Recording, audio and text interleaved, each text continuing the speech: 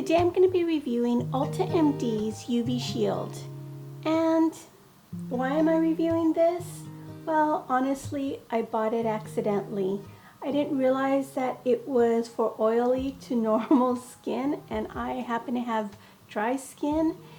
And yeah, however, I thought since I have it, I might as well go ahead and review it and see what I think about it or how it works on my skin. Again, I am 50 plus years old. Gosh, how old am I? I am 54 years old. I have dry skin. I have eczema. I am eczema prone. So I do have my issues, and if that sounds like something that you're interested in watching, then please do.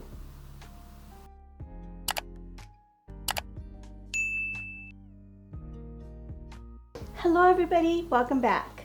Okay, yes, I accidentally bought the wrong sunscreen. However, this is actually very pricey. I believe it's like $48. I don't have the screen up anywhere so I can really look, but yeah, I thought since I did purchase it, I might as well go ahead and review it. I imagine it's not going to work very well, but who knows? You know, stranger things have happened. I also am going to be reviewing later on in the next few weeks the UV Response and the UV Glow. So just keep an eye out for those if you're interested in those two products. So I've heard a lot about Elta MD. I just came back from visiting my family in Los Angeles, and while I was there, I bought a whole lot of sunscreen. And I expect that throughout the summer, from now and throughout the summer, I'm going to be reviewing something hopefully every week. But you know, life gets involved, so who knows what will happen. But I'm going to do my best. So let's get down to this. I did a 3-day trial on this. The first day I used my regular skin routine in the morning with all of my acids, my vitamin C, but I made sure to add a little bit of extra moisturizer, which I did do. I used my La Roche-Posay moisturizer, and after that I still ended up using a little bit extra on my skin, knowing that I was going to use something for oily skin, just to see how, just to give it a fair shot. And yeah, so anyway, I applied this on the first day, and it applies very nice and lovely. It does come off white. I mean, it is a white sunscreen, and so of course it's going to apply white. However, once I rub it in, it takes about 1 minute before it starts to sink into the skin, and that cast basically does dissolve and goes away. I did notice that on application, it does apply very nice and silky on my skin. I didn't have any issues with application, no balling up, no peeling, none of that. So that was really great. I did add some to my eyelids, and I did add it to my under eyes. Why, I don't know, but I feel like if I'm gonna buy a sunscreen, I want it to work I want it to work under my eyes, everywhere, my neck, you know, I don't really use these expensive sunscreens on my neck or my ears. You can actually get a big amount if you use child sunscreen, which is very tolerant on skin. It's usually very emollient and inexpensive, and you get a lot. So that's what I use on my ears and my neck and my chest and the rest of me usually. But anyway, I did use this under my eyes, and on the first day I realized I cannot use this under my eyes. It is too drying. It felt very uncomfortable. It felt very itchy, and I just had to abort under my eyes, and I ended up using some Vaseline under just to give it that moisture and lock in some kind of moisture that may have been left. So that was my first day. The second day, oh excuse me, I have a hair.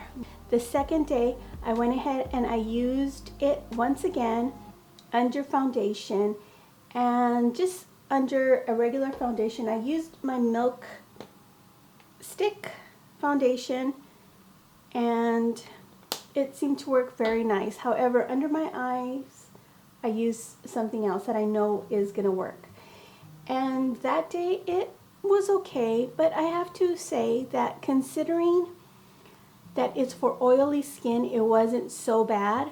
I didn't really feel a lot of tightness for up until like maybe a few hours after. I started to feel, yeah, maybe this isn't for my skin, which I was expecting that to happen anyway.